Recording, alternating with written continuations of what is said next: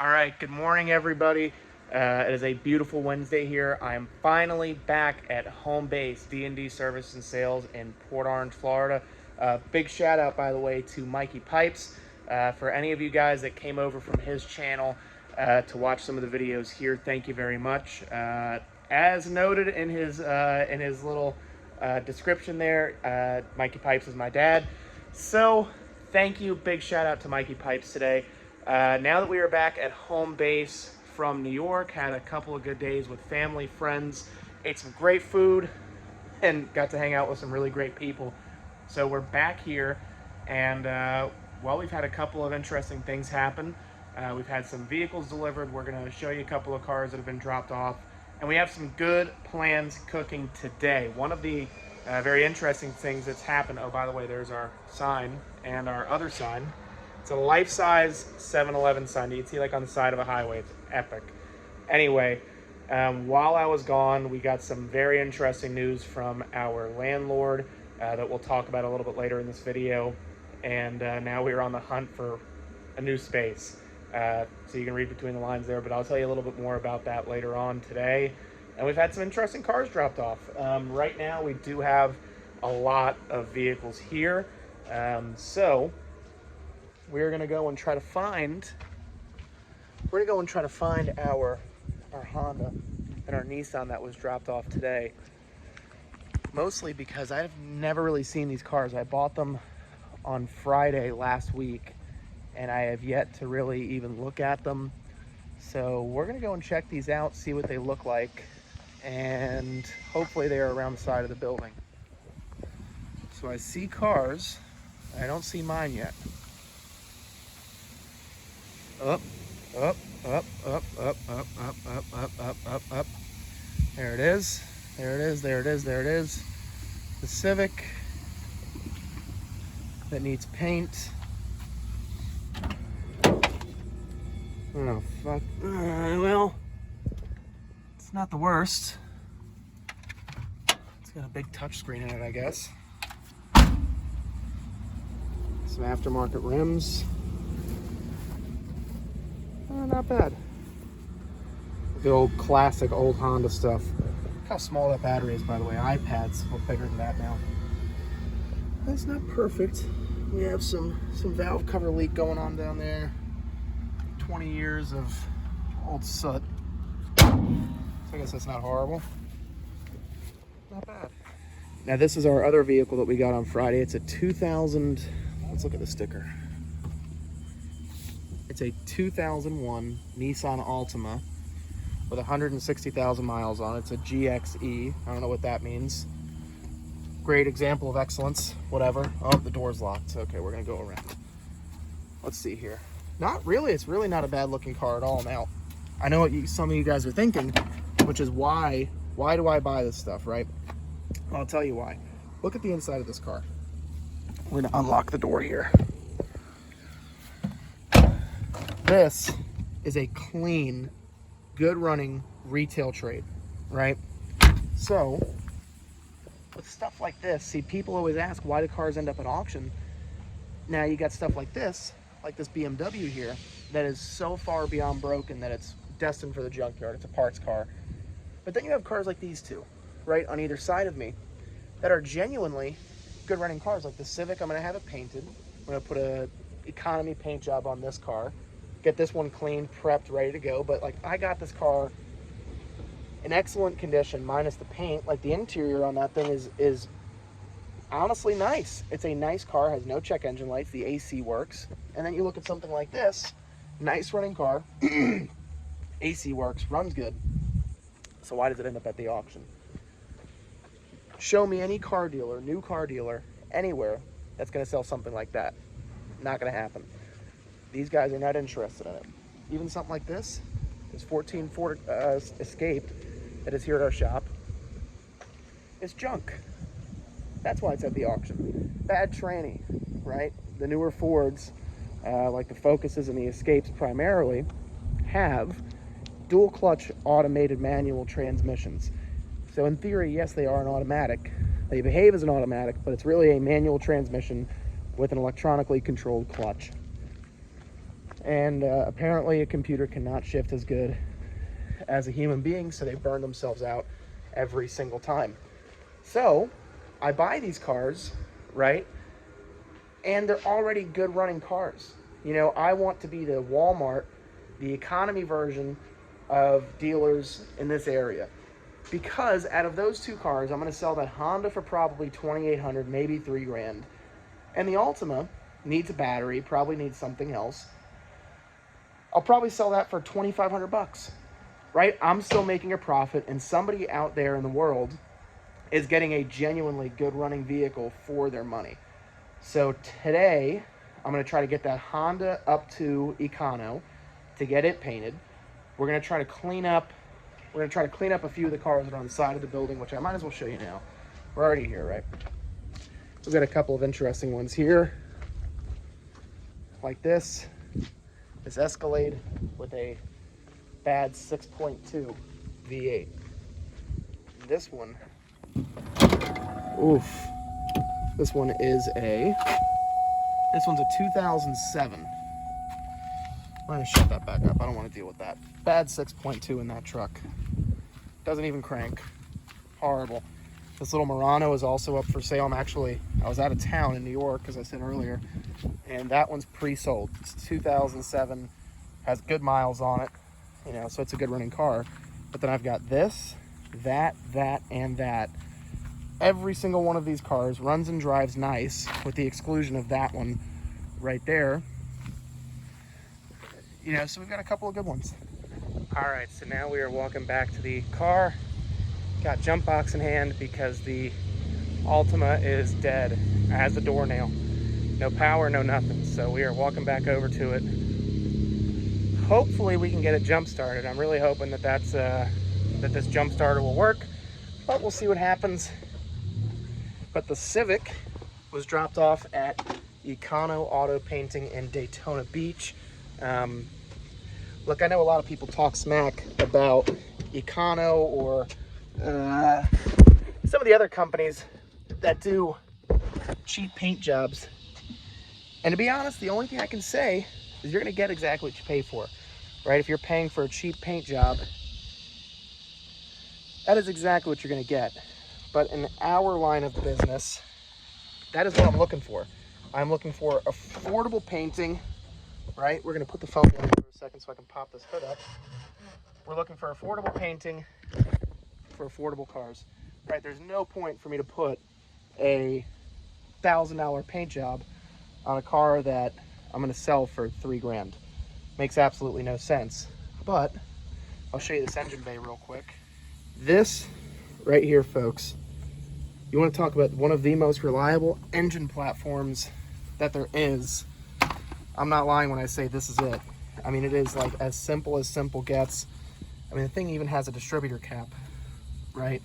Now, most people, I would say younger people, don't even know what the heck a distributor cap is.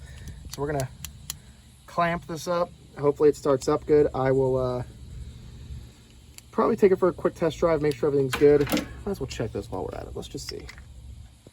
Ooh. That, my friends, that is not a good sign. That right there, I don't know if you can see, that makes me a little bit nervous, not gonna lie. Now I'm wondering, oh God, what is wrong with it? Oh, but now this right here is a good sign. See all this, right? That is where you can see that the radiator leaked at one point. But you can see all in here and somewhat back there that this radiator is leaked. So this is part of the process that you got to go through when you're looking at these cars. So I'm gonna look now and see, do I see anything nuts? But I see on this side, right, that there is a lot of white residue we can wipe off. So if we look at that fan, it doesn't look nearly as bad as that fan. So I'm assuming, oh yeah, look at the side here. Yeah, so we may have a radiator issue on our hands. Obviously a valve cover gasket issue. You can kind of see a little bit here. These are very, very, very simple valve cover gaskets to get done. As you can see, like, fuel rail isn't in the way, nothing else is in the way. So it's very, very simple. I mean, look at the fuse box under here. right? Like, everything here is just very basic. So we're gonna do some investigating, see what's going on with this radiator, and then we're gonna hopefully drive it, see if it runs good, and go from there. All right, so right now I am on my way to a little town called Edgewater, which is about roughly 20 minutes from Port Orange, where our shop is. And I have an interesting one for you guys, because as a used car dealer, I sell everything as is, which means that if anything breaks on it, anything happens, it is the customer's sole responsibility to fix said issue, right? Doesn't matter what it is. In Florida, we have very dealer-oriented laws and rules. Now, you guys, I'm sure, will have an opinion on that. If you've ever bought a car from a dealer before, especially a rather unscrupulous one, you guys might have been screwed by a dealer yourself, which I'm sorry to hear, but this is an interesting situation that we're about to drive into. So about 2 weeks ago, I sell a car to a customer, and it was a 2007 GMC Envoy Denali. Now, the Envoy Denali is a very interesting truck because it has a 5.3 liter V8 with a 4L60E transmission. Well, I get a call from the customer a few days after they purchased it, and they said that the oil pressure light was coming on and they're taking it to their mechanic. And I said, okay. They take it to their mechanic, and wouldn't you know it, the oil pump is failing, or very close to being failed. So it's a defective oil pump in this truck. So now I'm posed with a very interesting question. Do I choose to fix it, right, which the bill is roughly $1,000, so do I offer to pay a portion, all or none of this upcoming repair? Well, I can tell you from personal experience, I have before been and I usually am very strict on my as-is policy, because technically speaking, if you go and start fixing things on vehicles for every customer, or one customer, every customer is going to start to expect that. So now I'm posed with an interesting one, because I sold this truck for right around $5,000. They paid cash, because that's the business that I'm in. So do I essentially tell them sorry, or do I pay for some or all of it? And that's what we're driving down to go and look at right now. Because when a customer says, I'm taking a car to a mechanic, and it's not your mechanic, the person that you know and trust, you now have to trust a person that you don't know. And I don't know if your parents raised you right or not, but I don't trust strangers at all, not even a little bit. So when a stranger tells me that now I have to give them $1,000 for something I've never even seen before, I get very leery of that specific set of circumstances. So we're driving down there, and the thing that we're pretty much going to do, because the customer has said that the vehicle is done and they're waiting for payment to pick up the vehicle. They've already paid a portion of their bill. I told them that as long as everything looks right, I will in fact, just out of the kindness of my heart, pay for a portion of their bill, because that's the right thing to do. Now, there is a legal thing that you can get away with, or there's a right way to go about it. And I'm going to tell you right now, I do not screw my customers over, ever. Never, ever, ever, ever. When people know you in town, don't go around screwing them, right? It's like hitting your neighbor's wife. You just don't do it, right? You got to live there, so don't do that stuff. You know when that old saying, you don't blank where you eat? Well, I don't blank where I eat, and I love to eat, okay? So I don't like it when customers go around talking smack about me. So we're going to go up there and make sure, number one, that this customer hasn't been bamboozled, because any mechanic can say, oh, well, it needs an oil pump, and it turns out that it just needed a sensor. So we're going to go up there, make sure, number one, that our money is protected, right? Because that's the first key, is making sure that my money and my investment is protected. And then furthermore, make sure that this customer is also protected. Because how am I supposed to help anybody? Now, I'm sure a couple of you guys out there are going to say, oh, well, that's not really the right way to do it. You should be looking out for the customer's money first. No, because if I go out of business, I can't help anybody. So my money comes first, and then I'm going to make sure that customer hasn't been screwed. Because that's very, very, very important, is to make sure this customer knows that I'm not just looking out for my wallet, I'm looking out for theirs too. And that is crucially important, that you make sure that this customer, we got to find our little gas lid in this car. We got to make sure this customer knows that we're looking out for him, right? Because that's the right thing to do. Okay, now I could go around and I could say, look, you bought it, it's as is, you own it. Is that the right thing to do? Well, you let me know in the comments section below. Let me know, should I have told these people, no, you're on your own? Or should I be doing what I'm doing now, which is paying for essentially half of a $1,000 bill, which means that $500 of profit out of this car is getting sucked right out of it. So I want to know what you think. I'm going to pump some gas because I'm out, and we're going to figure out if this is reality or not. Is it fact or are they capping? We're going to find out very shortly. All right, so guys, real quick, we ended up paying for the service here. Now, I made a mistake on the name, but the guy's name, if you're in the Edgewater area, is L&L Automotive. That is his phone number. I will get the phone number and his information in the bottom of the description box below. But this is the Envoy Denali. It's got a 5.3 V8 under the hood. And we ended up paying for the service. You know, it's not every time that I'll do something like this. I'm gonna get back into the car here. But it's very far and few in between that I will break policy on the as-is waiver on a vehicle. But this is one of those case scenarios where you have to make a critical decision. Do I save myself the $487 I just wrote a check for? Or do I tell these customers I'm going to take care of it, and they're going to be not just customers yesterday, they're not going to be customers today, they're going to be customers for life. Now, when you're in a small town, okay, now for everybody that doesn't know or does know, our shop is in a tiny beach town called Port Orange, okay? And whether you're in Daytona, Port Orange, or New Smyrna, the towns are very small, okay? Everyone knows each other. So you have to make a critical decision. Do I now take a customer that was very happy with me and then turn them into a customer that hates me? Or do I turn them into a happy customer that just so happen to have a halfway interesting experience, but at the end of the day, they're going to tell people when they hear my name again, you know what? I had a problem with the car, and Connor did the right thing. Guys, that's what we strive for. I'm not messing around.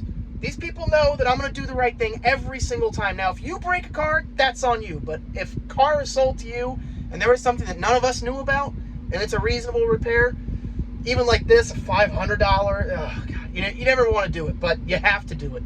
It's the way that life is. You have to do business the right way. And thankfully, L&L Automotive here in Edgewater, Florida, helped these customers. They helped us out tremendously, especially since we're a week and a half out. Normally, we would have done this job ourselves. The customer took it to who they wanted to take it to, and I don't blame them, right? They took it to somebody they trust, and it all worked out phenomenally well. So what can I say?